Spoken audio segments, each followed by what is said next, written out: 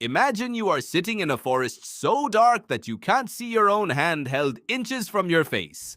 Every snapped twig is a potential eulogy, and the only thing keeping you from the absolute crushing existential darkness is a flickering circle of firelight that feels impossibly small. You aren't just camping, you are living through a Tuesday for your ancestors, and somewhere in the bushes 20 feet away, something with much better night vision is deciding if you're a reasonably nutritious snack option. This is the birthplace of the horror story. But here's the thing nobody tells you.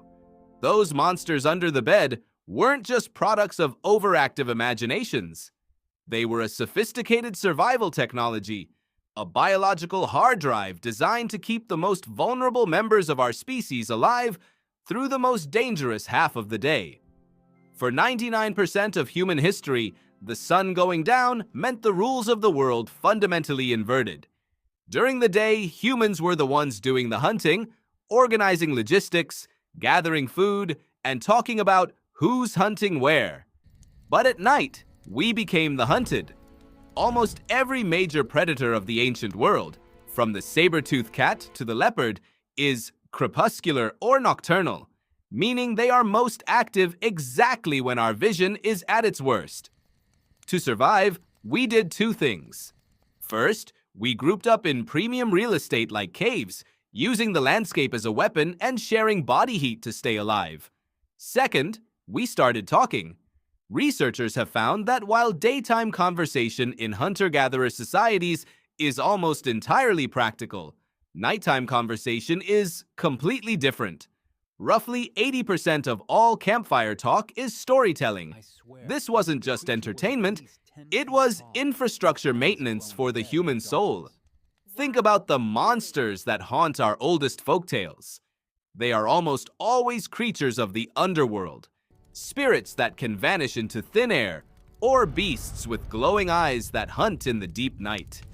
To a child living 50,000 years ago, a lecture on the hunting patterns of the Panthera pardus, the leopard, would be boring and easily forgotten. But a story about a shadow stalker that snatches children who wander past the firelight? That is emotionally rich and morally layered. It sticks. By turning real predators into supernatural monsters, ancient humans created a psychological boundary that was as real as the wall of fire itself. These stories were a navigation system for a world without GPS, teaching children to read the library of information hidden in the darkness. When a storyteller described a monster that could smell fear or hear a heartbeat from a mile away, they weren't exaggerating. They were describing the Jacobson's organ and the olfactory data of a real predator that could actually do those things. We often think of our ancestors as scared people huddled on rocks, but the reality is they were engineering their rest and mastering the dark.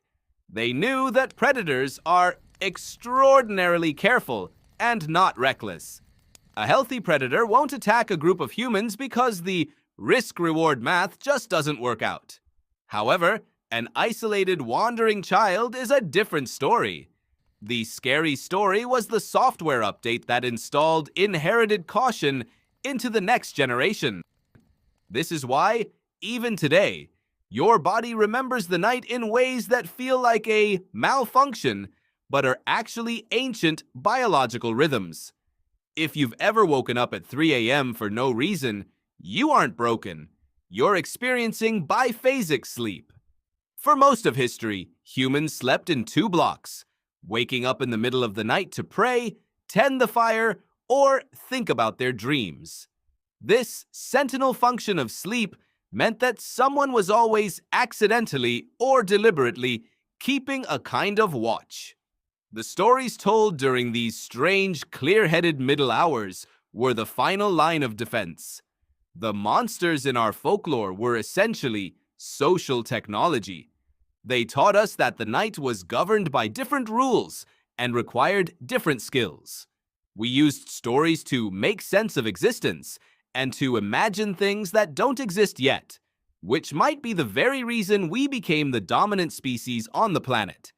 We eventually defeated the dark with electric light, and in doing so, we traded away much of our connection to these natural rhythms. We stopped needing the stories to tell us where the leopards were because we built walls and streetlights.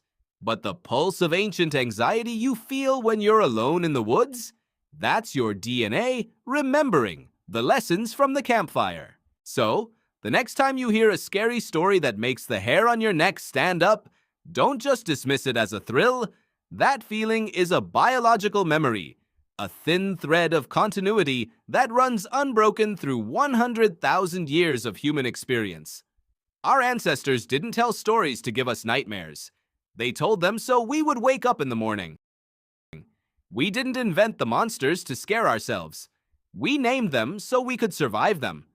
If you want to keep exploring the primal pulse of how our ancestors shaped the world we live in today, make sure to hit the subscribe button and join us around the fire for the next one. Until then, stay curious, stay alert, and remember, you aren't malfunctioning. You're remembering.